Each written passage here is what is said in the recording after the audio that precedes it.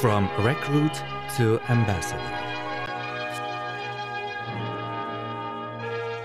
Jonas Vitkevičius, the person who established diplomatic relations between Russia and the Khanat of Kabul, Russia's first unofficial ambassador in Afghanistan, a Lithuanian from Kražiai. It is most strange that the envoy of Russia connected to two non-existent states at the time, as a result of the 1795 division of the Commonwealth of Poland and Lithuania. The latter fell under the rule of Russia and was called Severovostochny Krai, and the group of individual Afghan kingdoms was then represented by the Khanat of Kabul. But first things first. Jonas Vitkevičius was born in the Pashaushe estate in 1808. He studied at the local Jesuit school and later at the Kražiai High School. There, being just a 6th grade student, he and his friend Kiprijonas Jančiauskas founded a society called Black Brothers. Meanwhile, Vilnius was witnessing the interrogations of people taking part in the movement of Philamates and Philarets. These freedom-oriented movements criticized the Tsarist regime and advocated the values of unity and equality. The virus of the Philamate thought spread to the regions through the students of Vilnius University who taught at regional schools. In 1823, a Philamate teacher of the Kražiai school named Jonas Sobolevskis is arrested and taken to custody in Vilnius.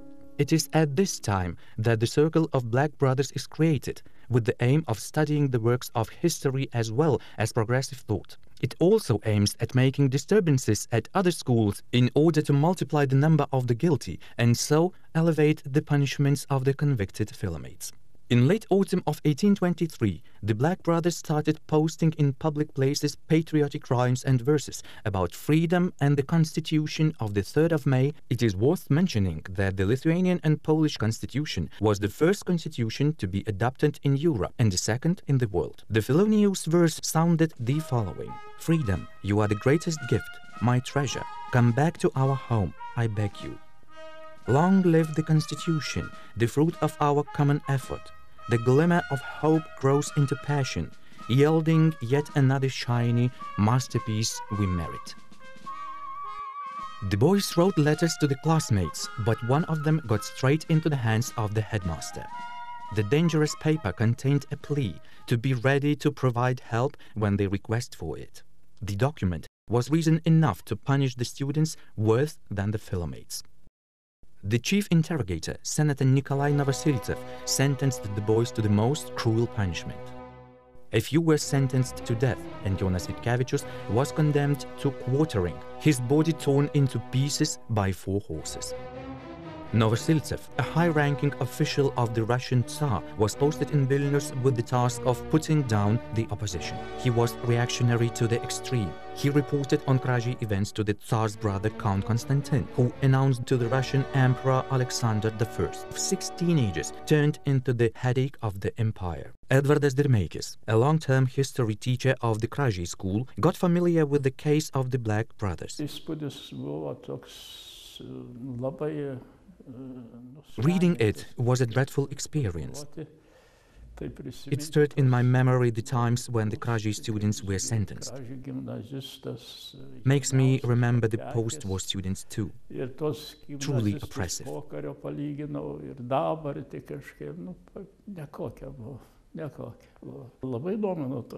I was interested how he managed to remain so manly. And it was not only him. His brothers in arms were all unwavering. I cannot but admire Vitkevičius. So young to be a political prisoner, 15 or 16-year-old. The story had a huge impact on me. When the interrogatory process was finished, the members of the Black Brothers were imprisoned in the Basilian monastery in Vilnius. Due to unceasing efforts of the relatives, however, the punishments were reconsidered, consequently lightened to a certain degree. Yet they remained cruel enough. Jonas Vitkevičius was condemned to a lifetime deportation to the Russian province of Orenburg, where he had to serve as a soldier at a frontier garrison. His rights of a nobleman were redeemed forever. The deportation of the convicts was turned into an impressive show. In chains, they were pushed along the streets of Vilnius. Adam Mickiewicz, the most famous Polish and Lithuanian poet, has the following depiction of the execution in his For a Father's Eve, Part 3.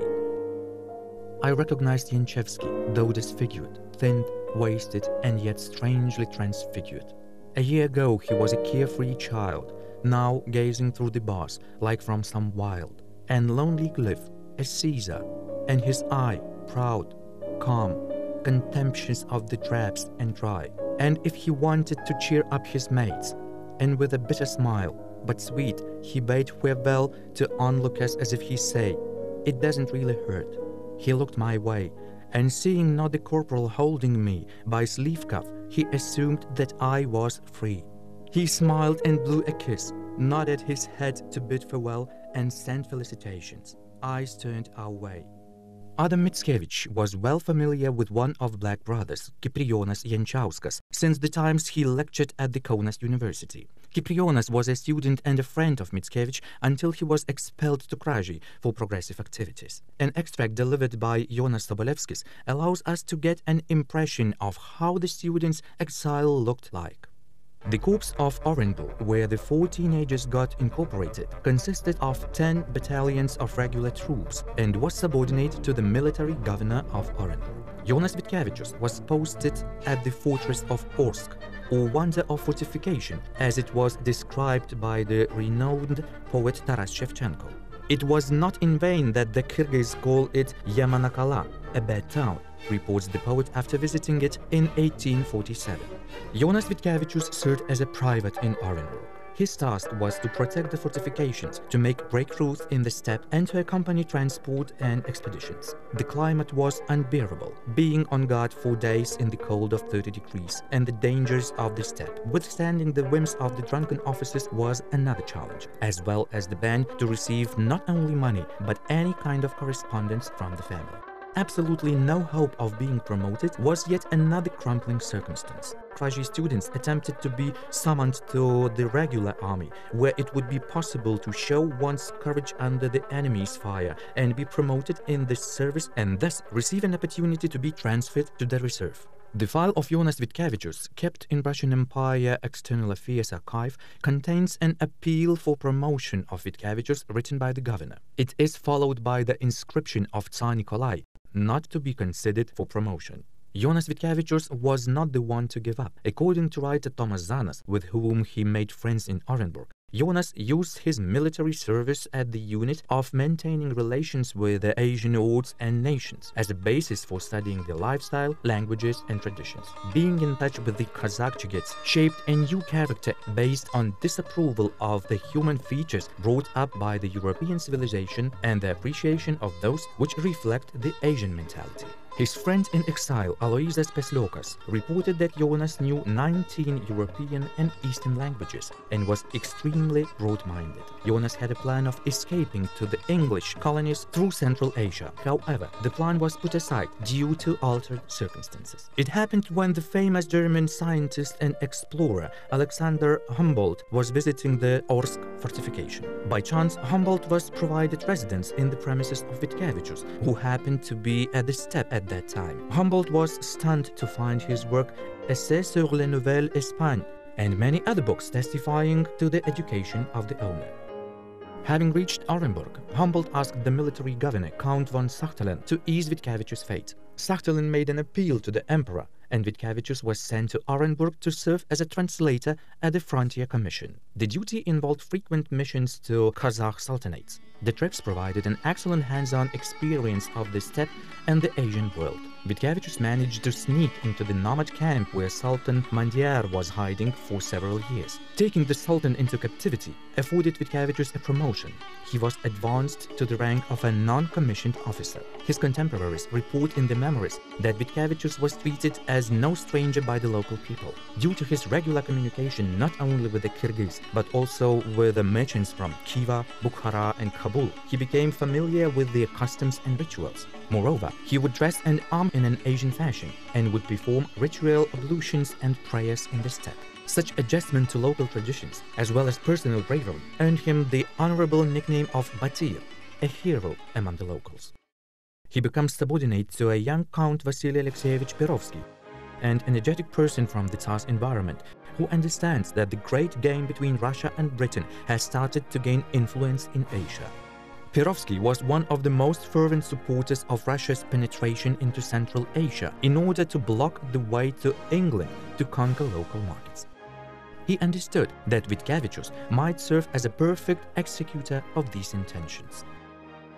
In 1836, Vitkevičius leads an expedition to Bukhara, which is later reflected in his literary observations on the local traditions, interpersonal relations, political atmosphere, and relations with the authorities. He is charged with the task of keeping order among the Kazakh tribes still in 1835, which involves not only development of peaceful tribe-to-tribe relations, but also the expansion of relations with Russia. His duty is also to counteract the attempts of the Bukhara and Khiva Khanates to influence the Kazakh tribes favorable to Russia. While staying in Bukhara, Vitkevičius gets into contact with Hussein Ali, an envoy of the Dost Muhammad. Vitkevičius helps him to take the safest route to Orenburg and later escorts the envoy to Moscow when he gets badly sick and is not able to complete his journey to St. Petersburg. The file of Vitkevičius contains the prescriptions of medicine given to Hussein Ali. In the same file, we found papers filled with incomprehensible Eastern characters, which we tried to decipher with the help of an Arabist, Egdunas Radžius. Kultūrose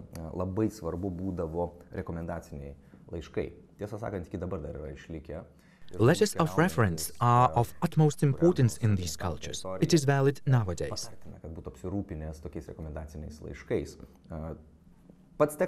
It is recommended for someone traveling in these territories to have letters of reference. The text here is actually less important than the status of the referee or the person who gave the permit to travel. These are travel-permitting seals, and the text is repeated several times. It means one can cut off one part of the text and present it if required. Tie žmonės, pas kuriuos ateini, gali būti taip, kad jie net neperskaito, kas parašyta, bet jie atpažįsta ženklą, ten iš to, gerai. It works as a system of travel permits or visas, as modern visas have turned up not long ago. Leidimų keliauti vizų būdas, nes, įsivaizduokime, tai moderni ta viza iš tikrųjų labai nesenai atsirado. Мы друзья афганцам, послы России. Идем в Кабул в гости к эмиру. In St. Petersburg, Vitkevičius is charged with the mission of establishing diplomatic relations between Russia and Kabul. Hussein Ali should serve as an intermediary. Unfortunately, the Afghan envoy gets sick and Jonas sets off on his own. From the British side, Kabul is examined by a prominent diplomat, Alexander Burnes, who has come to Kabul accompanied by a caravan of 420 elephants and Port Khan Dost Muhammad with presents. Vitkevičius arrives in Kabul accompanied by a servant. The story is reflected in the movie called In Service to Homeland, created by the Uzbek director Latif Faziev. The film's main character, junior officer Nalimov, is a prototype of Jonas Vitkevičius. True, he becomes a Decembrist instead of Kražiai student, and Russian instead of Lithuanian. Досточтимый мир Дост Мухаммед хан приветствует вас. Кого представить первым светлейшему, решать вам. Представитель английской короны прибыл в Кабул раньше меня. Справедливо будет, если господин Бернс будет говорить первым. It does not take long for Jonas Vitkevičius to acquire the confidence of Dost Muhammad and generate significant diplomatic achievements for Russia. The Khanat of Kabul offers Russia a union treaty. Alexander Burnes is required to leave Kabul.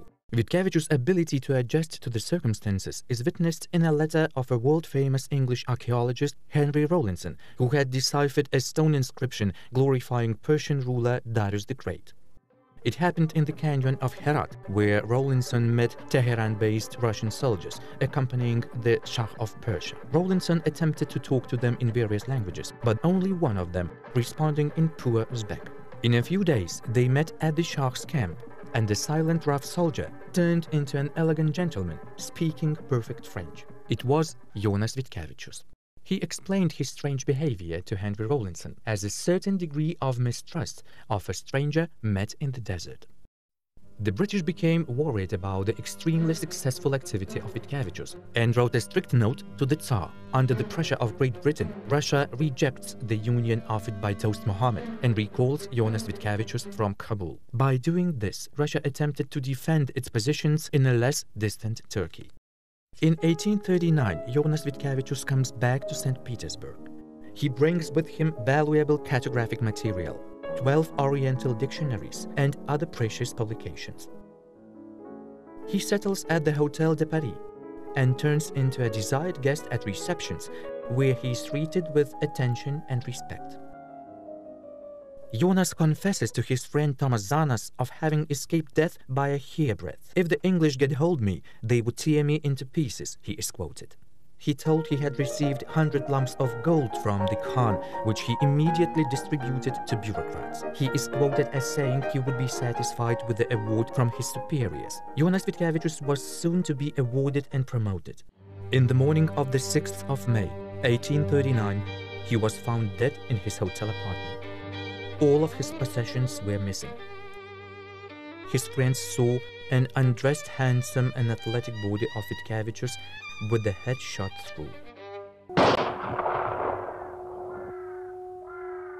The death of this man is still unsolved mystery. Mysterious we found the Persian papers in Jonas' file, until they were unveiled by the Afghans from the Go province visiting Lithuania. They not only translated the agreements and travel permits, but also promised to collect the material about Batyr available at the archives of Kabul.